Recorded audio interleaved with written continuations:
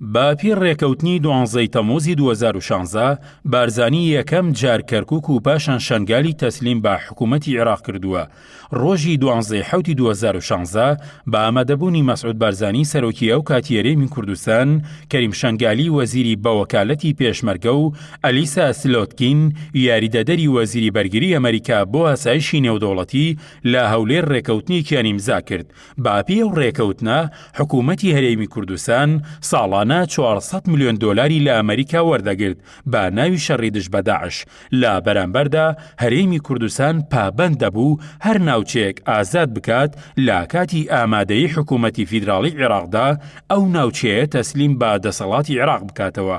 باپی ئەم ڕێکەوتنە مەسعود بارزانی هێزی پێشمەرگەی بۆ ناوچەکانی دەرەوەی ئیدارەی هەرێمی کوردستان بەکارهێنا و هەزاران پێشمەرگە لەو پێناوەدا شەهید و بریندار بوون بێ ئەوەی ماندووبوونەکانیان ببێتە دەستکەوت بۆ خۆیان و خەڵکی کوردستانیش.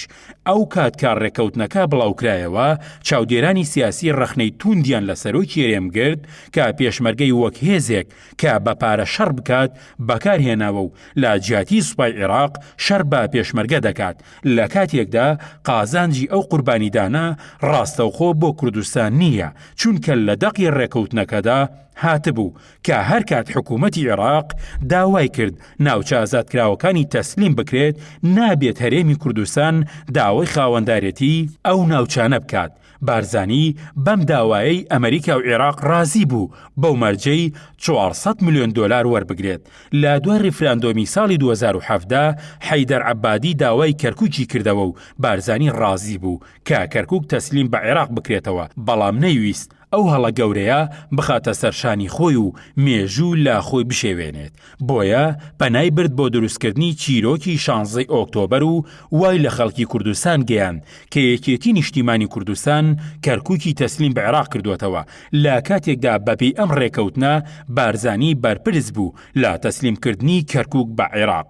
ئێستاش 3 ساڵ دوای ئەو کارەساتە بارزانی متمانە پێکراوترین پیاوی خۆی لە ناو حکوومەتی هەرێم نارد بۆ بەغدا و ڕەزامەندی نیشاندا کە شەنگال تەسلیم بە عێراق بکرێتەوە، چونکە سەرۆکوەزیرانی عێراق ئێستا داوای کردووە شەنگال بخرێتەوە ژێر ڕکێفی دەوڵەتی عێراق.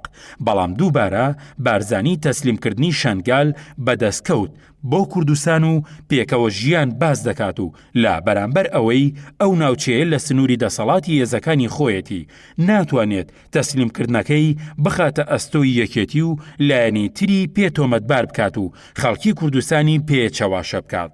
تەسلیمکردنی شەنگال هیچ دەستکەوتێکی بۆ گەلی کوردستان تێدا نییە، هەر وەک چۆن تەسلیمکردنی کەرکووک هیچ قازانجێکی بۆ کوردستان نەبوو، بەڵام لەبەر ئەوەی بە زیانی یەکێتی نیشتیمانی کوردستان بوو پارتی ئەنجامی دا و 3 ساڵیشە لە یەکۆبوونەوەی ئاساییکردنەوەی دۆخی کەرکووک و دانانەوەی پارێزگارێکی کورد بۆ شارەکە هەنگاوی ئیجابی نەناوە.